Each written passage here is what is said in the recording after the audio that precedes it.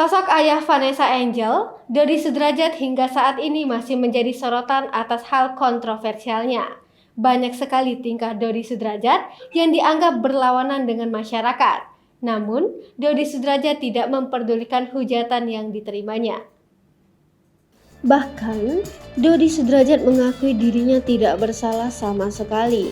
Kini, seolah menantang hater, Dodi Sudrajat membuat tingkah yang dianggap kontroversial kembali Senin 3 Januari 2022.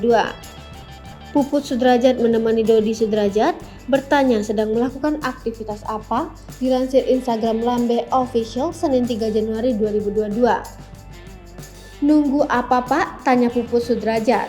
"Nunggu dihujat," kata Dodi Sudrajat. Ia pun tertawa memberikan komentar tersebut.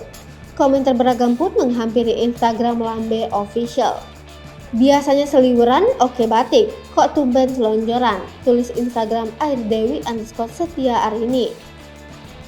"Ini nih muka kakek kagak punya dosa," tulis Instagram asr_ut96.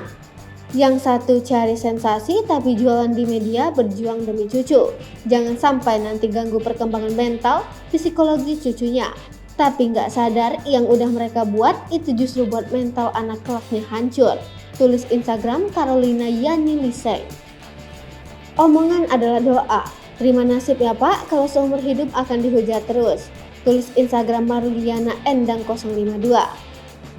Puput Sudrajat bantah Dodi Sudrajat sakit-sakitan.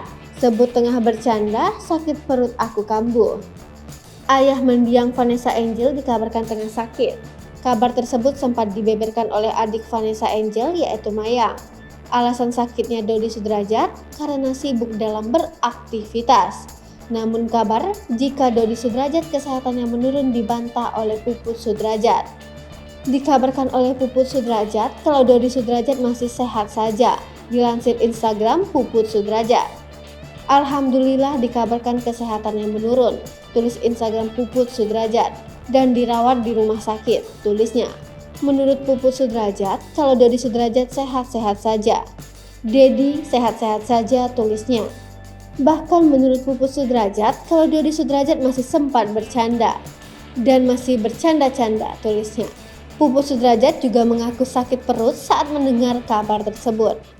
Hai pemirsa Sri Popo TV, jangan lupa komen, like, dan subscribe, serta tonton terus berita-berita terupdate lainnya ya.